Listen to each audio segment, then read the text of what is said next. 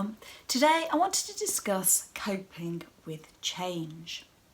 Now change often feels like a loss, and therefore the stages that we go through are very often similar to those when we go through losses and bereavement.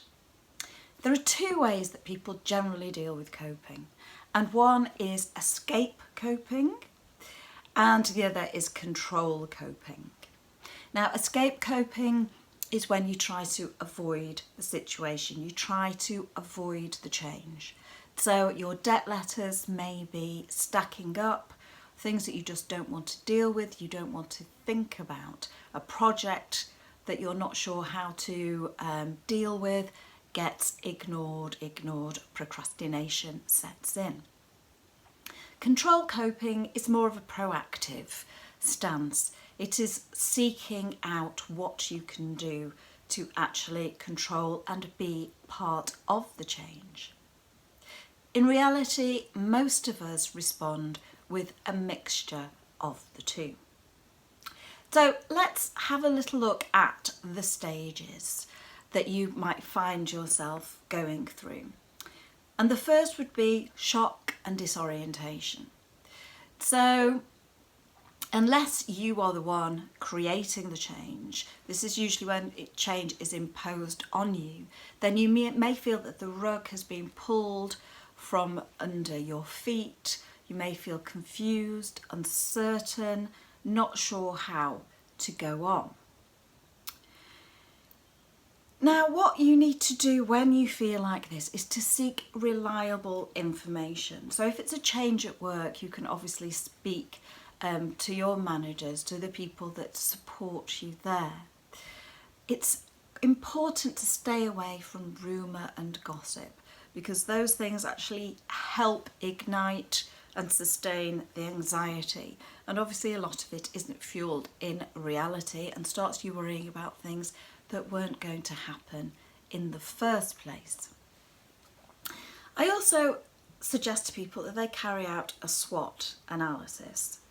And this can be applied to any part of your life, not just work and business.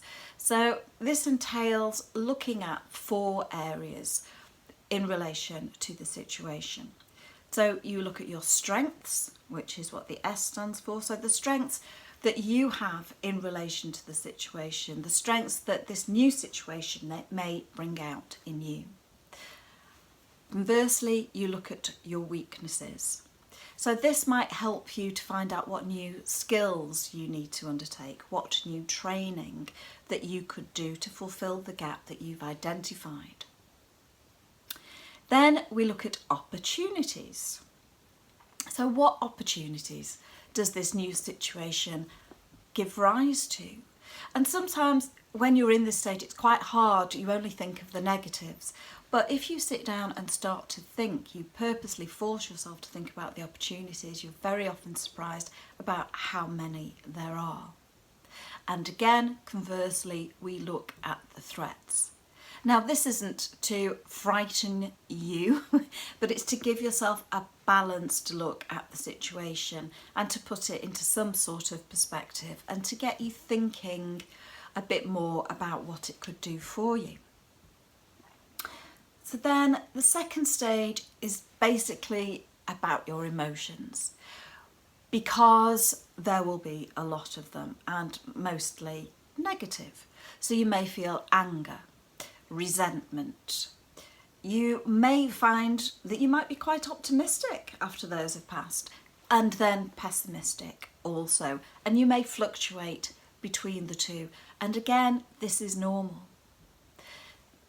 It is never good to suppress your feelings, although having said that, it's never good to act on your feelings in the spur of the moment. Sometimes you have to let them pass so that you can get a bit more perspective. So reacting in anger is generally not a good thing to do.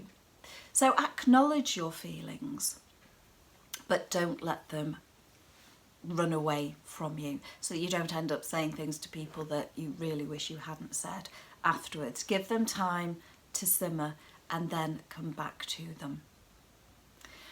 The third stage is what we like to call the new normal.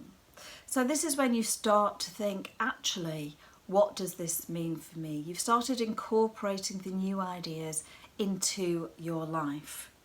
Your focus has changed from what you have lost to what is new and what that can mean for you. So you focus on the new opportunities and the new openings. The fourth stage is acceptance and moving on. Some people are scared of moving on because they think this means that everything that has gone before is now forgotten and lost. But it isn't. You have those memories and you have your learnings from those and you take them with you, but you incorporate them into your new way of life. Change is something that we can't escape from, and no matter how much you want to, it keeps cropping up. So what it is best to do is just to find ways of dealing with it, just to build up that emotional resilience. And once you know the stages that you go through, and you can recognise these things and acknowledge them, it becomes easier. And perhaps then you can also help those around you go through change and not respond in a knee-jerk way to some of the stages, to some of the emotions when they too are going through change. I hope you found this helpful. Please do join my Facebook group if you have midlife movers and shakers.